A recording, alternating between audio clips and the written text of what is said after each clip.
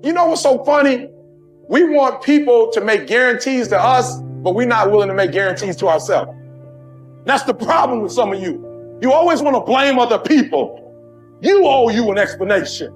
You need to look at yourself in the mirror and say, why are you only giving 50%? What's wrong with you? Everything that you want, everything that you dream of, everything that you want to possess is phenomenal except for you. Is it that you're not where you're supposed to be because you don't have what it takes? Are you not where you're supposed to be because you don't have the opportunity? No.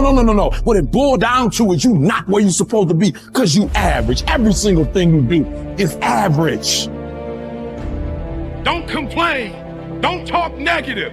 That's average people talk normal. Average people talk problems. The greats talk solutions.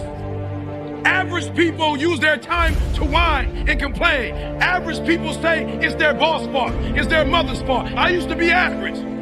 I used to say, when is my daddy coming to get me?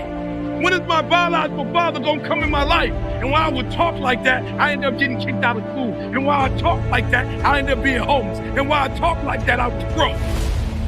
And then one day I woke up and said, Eric, nobody's coming to save you. Nobody's coming to get you. But you can go to the library and get yourself. You can work on micro habits with regards to your conscientiousness, and I think the best micro habits is to set up some aims for yourself, goals that you actually value. Well, all right, you're going to have to put some effort into your life, and you need to be motivated to do that. And so what are the potential sources of motivation? Well, you can think about them in the big five. But then there are dimensions that you want to consider your life across. And so we ask people about, well, you know, if you could have your life the way you wanted it in 3 to 5 years, if you were taking care of yourself properly, you know, what would you want from your friendships? What would you want from your intimate relationship? How would you like to structure your family? What do you want for your career? How are you going to use your time outside of your job? And how are you going to regulate your mental and physical health, and maybe also your drug and alcohol use? And then maybe, you develop a vision of what you would like your life to be. Once the goal is established, and then you break down the goal into micro processes that you can implement. The micro processes become rewarding in relation to their causal association with the goal, and that tangles in your incentive reward system. And the way it works is that it works better if it produces positive emotion when it can see you moving towards a valued goal. Okay, well, what's the implication of that? Better have a valued goal, because otherwise you can't get any positive motivation working out. And so the more valuable the goal, in principle, the more the micro processes associated with that goal start to take on a positive charge. And so what that means is, well, you get up in the morning and you're excited about the day, you're ready to go. And so as far as I can tell, what you do is you specify your long-term ideal. You do that in some sense as a unique individual. You want to specify goals that make you say, oh, if that could happen as a consequence of my efforts, it would clearly be worthwhile. Because the question always is, why do something? Because doing nothing is easy. You just sit there and you don't do anything. That's real easy. The question is, why would you ever do anything? And the answer to that has to be because you've determined by some means that it's worthwhile. And then the next question might be, well, where should you look for worthwhile things? And one would be, well, you could consult your own temperament. And the other would be, well, you kind of look at what it is that people accrue that's valuable across the lifespan. So you do a structural analysis of the subcomponents of human existence. And you need a family, you need friends. Like, you don't need to have all these things, but you better have most of them. Family, friends, career, educational goals, plans for, time outside of work, attention to your mental and physical health, etc. That's what life is about. And if you don't have any of those things, well, then all you've got left is misery and suffering. So that's a bad deal for you. Set yourself free for your own sake. Gather and save your time, which till lately has been forced from you, filched away, or has merely slipped from your hands. Make yourself believe the truth of my words, that certain moments are torn from us, that some are gently removed, and that others glide beyond our reach. The most disgraceful kind of loss, however, is that due to carelessness. Furthermore, if you will pay close heed to the problem, you will find that the largest portion of our life passes while we are doing ill. A goodly share while we are doing nothing, and the whole while we are doing that which is not to the purpose. What man can you show me who places any value on his time, who reckons the worth of each day, who understands that he is dying daily? For we are mistaken when we look forward to death. The major portion of death has already passed. Whatever years be behind us are in death's hands. Therefore, do as you write me that you are doing.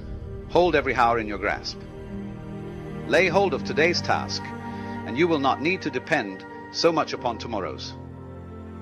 While we are postponing, life speeds by. Nothing is ours except time.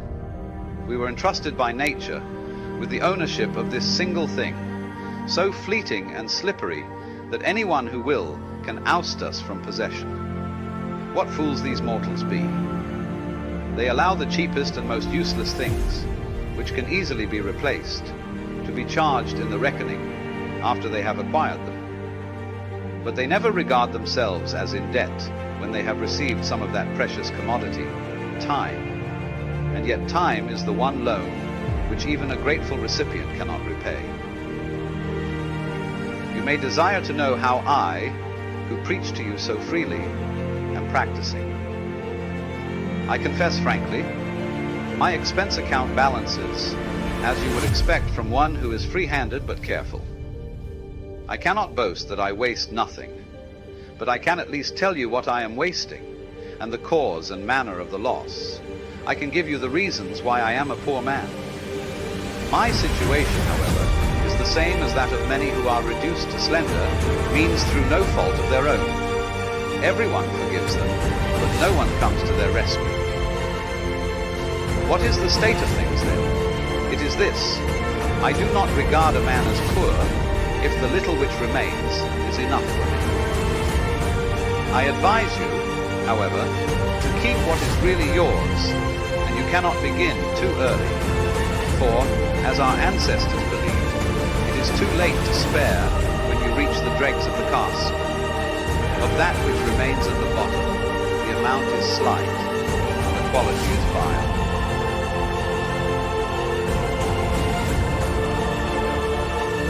You gotta make sacrifices. You gotta discipline yourself consistently.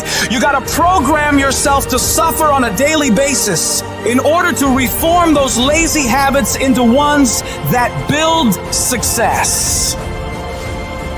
What do you want in your marriage? What do you want in your health? What do you want financially? How much money do you want to make a year? What do you want to drive? How do you want to live? Not just waking up like an accident. What do you want? And then once you find out what you want, spend the rest of your natural life waking up and going after it.